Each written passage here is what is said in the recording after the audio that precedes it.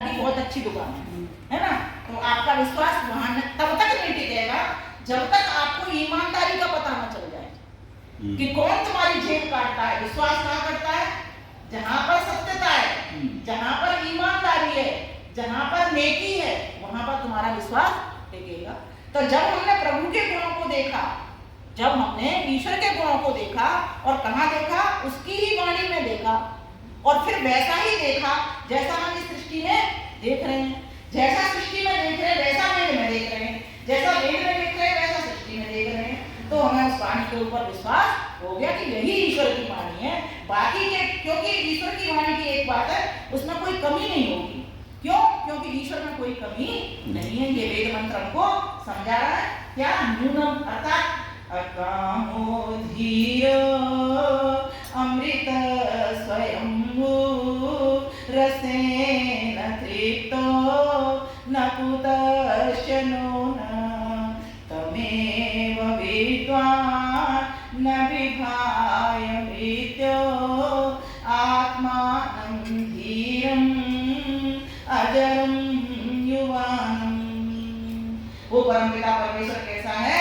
ओनम, उसमें कोई भी कमी नहीं है। जो कमी है वो जीवात्मा के भीतर है। क्योंकि हम अल्पज्ञ, कम जानने वाले हैं, तभी तो किसी से जानना चाहते हैं। हमारे भीतर आनंद नहीं है, तभी तो आनंद को पाना चाहते हैं। जो वस्तु जहां नहीं होगी वही तो पाएगा। ईश्वर तो ऐसा नहीं करता, उसकी तो सारी वस्तु है, सब कुछ उसके पास है। तो पांचवा पद हमारा क्या था? श्रद्धा।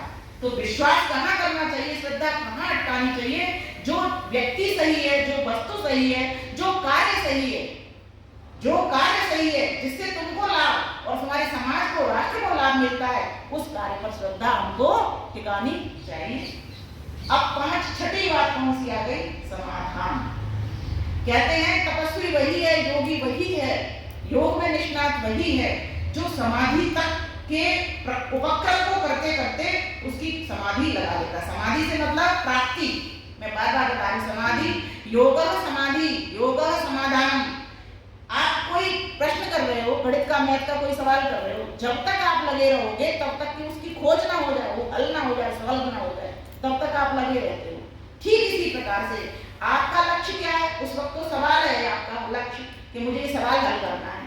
अब हमारा लक्ष्य क्या है? योगी का लक्ष्य क्या है? ईश्वर की प्राप्ति। तो ईश्वर की प्राप्ति में जो 6 घटक थे, 6 अंग थे, उसमें अंतिम घटक ये भी है कि तब तक लगे रहो जब तक सफलता तुम्हारे चरण ना छूट ले, तब तक लगना है, बीच में छोड़ना नहीं। विघ्न आएंगे, आंधियां आएंगी, आपदाएं आएंगी, लेकिन उनको चीरते चले जाना है। योगी वही योगी है।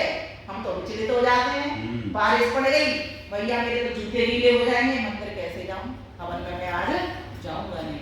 मेरे पास तो इतने सारे 24 घंटे सबके पास, खोल के आंख देख प्रकाश, सबके पास 24 घंटे हैं।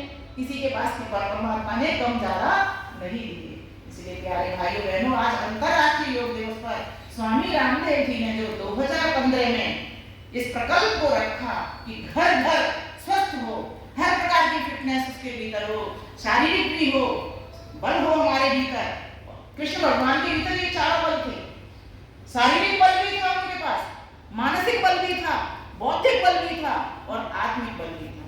तो आज आवश्यकता है, आज हम अपने महान पुरुषों को देखें, अपने महान पूर्वजों को देखें, उनके अनुसार अपने जीवन को बनाएं। तो इसके लिए योग तो करना ही पड़ेगा। लेकिन मैं फिर पुनः कहती हूँ, योग सिर्फ ऊपर नीचे करने का नाम नहीं है। ये तो आसन है, व्यायाम है, लेकिन योग तो होता है किसी भी वस्तु को पाने के लिए, अगर तुम्हारे लक्ष्य मन में लिया है, उसकी प्राप्ति करने तक का सफर और उसको प्राप्त कर लेने का नाम ही योग है।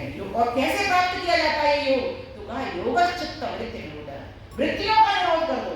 वृत्ति हमारे मन के भीतर भाव उठा, बाहर के लोगों में, पड़ोसियों में, नाते में, रिश्तेदार में, उसने मुझे ये कहा, मैं ऐसा कहूंगा, उसने, ये क्या है? बाह्य वृत्ति। अगर व्यक्ति योगी है तो बाह्य की वृत्ति छोड़ देगा और अंतर ईश्वर से जुड़ जाएगा, क्योंकि लक्ष्य उसका ईश्वर प्राप्ति है। जब लक्ष्य ईश्वर प्राप्ति है तो लक्ष्य की ओर देखना चाहिए। कोई भी लक्ष्य लो आप, लक्ष्य को पूरा करने तक मत होगा। योगी के लिए लक्ष्य हुआ करते हैं योगी योग, क्योंकि कमले को तो कोई घर में जगह नहीं देता। अगर व्यक्ति के पास धन नहीं हो, कोई कुछ किसी के घर लेकर के जाए नहीं, तो कोई कभी नहीं बुलाएगा उसको, कहेगा ये कैसे लोग ऐसे चले जाते हैं। तो भगवान भी कमले को जगह क्यों देगा? भगवान कहता है मैं गरीबों को चले, गरीब से मतलब जिनके पास ये सारी संपत्तियां नहीं है, जो योगी नहीं है, उनको मैं दर्शन क्यों दूंगा?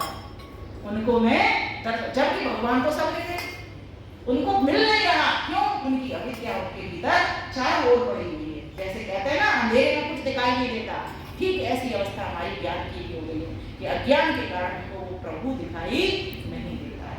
अगर हम योगी बनेंगे, अगर हम निरोगी बनेंगे, अगर हम उपयोगी बनेंगे, अगर हम सहयोगी बनेंगे, अगर हम उद्योगी बनेंगे और अगर हम योगी बनेंगे, तो आज हमारा अंतर्राष्ट्रीय योग दिवस सफल हो जाएगा। प्यारे भाई बहनों, सभी के लिए मैं भगवान से प्रार्थना करती हूँ, भगवान हम सबको निरोग बनाए और योगी बनाए, तभी हमारा मनुष्य के जीवन में आना सफल है। आप सभी को अंतर्राष्ट्रीय योग दिवस की पुनश्च हार्दिक शुभकामनाएं। लख लख बधाई। नमस्ते। ओम भूर्भुवः